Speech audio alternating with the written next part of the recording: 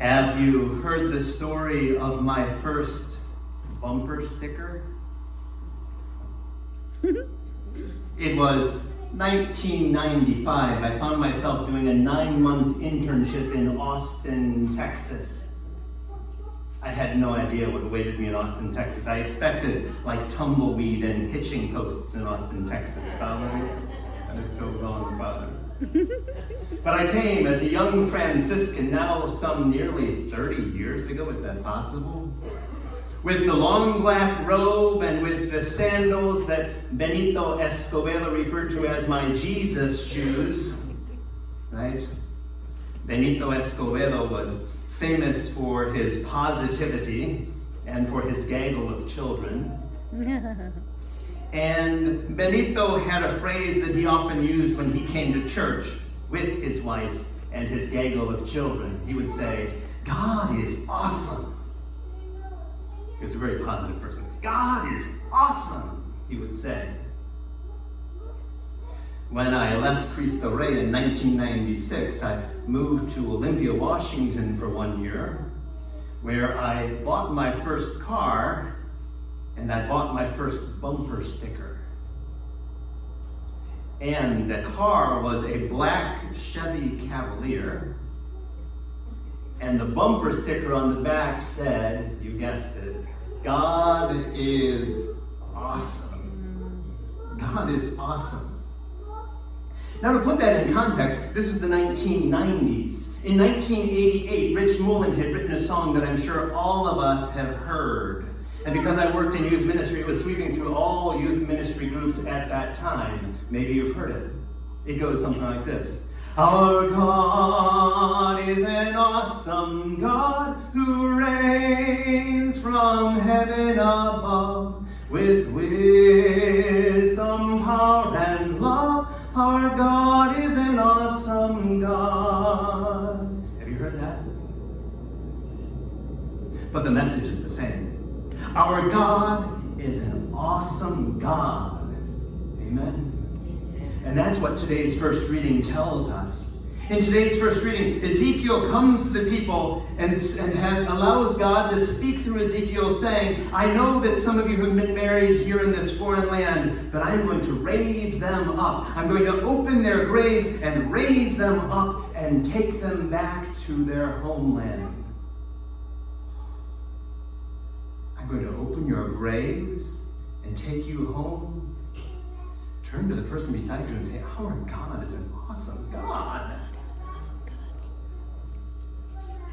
Today's responsorial psalm has that message of how awesome our God really is, because our God is full of mercy and redemption. So no matter how far away we find ourselves from God, or we think that we are from God, you know what?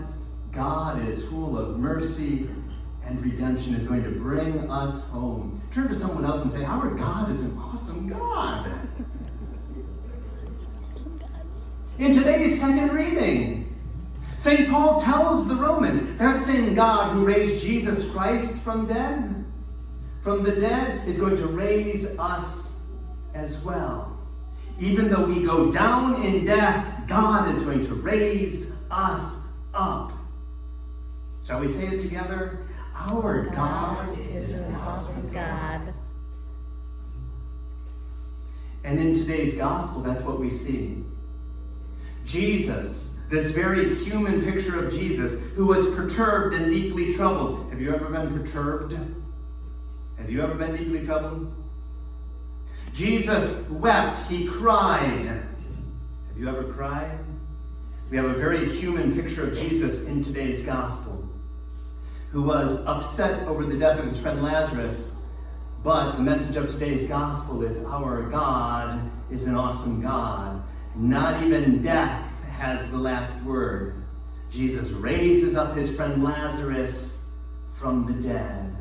Our God is an awesome God. Amen. Amen. In physics, there's a certain law that what goes up must come down. We know it as the law of gravity. What goes up must come down.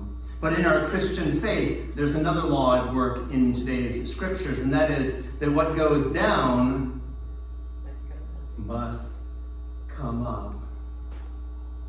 And so all our family members and friends and those who've gone before us, who've gone down into death, today's scriptures give us hope that death does not have the final word.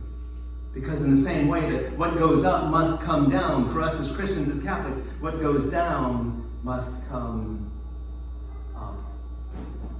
And that's what we celebrate in 2 weeks.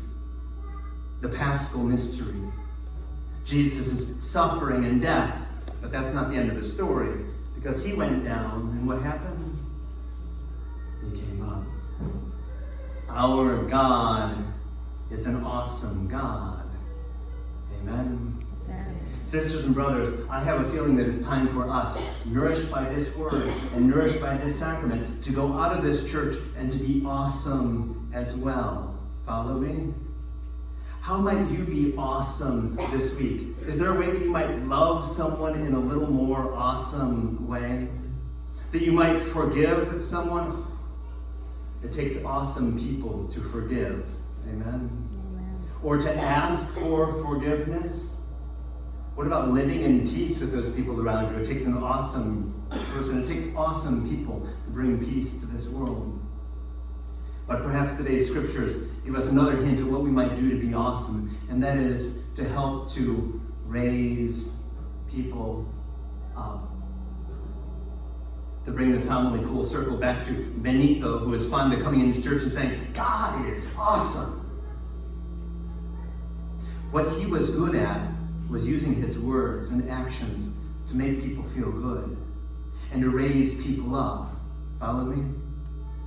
How might we this week find ways ourselves to help raise people up as well? Because if we can do that, sisters and brothers, then we too are being awesome, just as our God is an awesome God. Let's lift others up this week.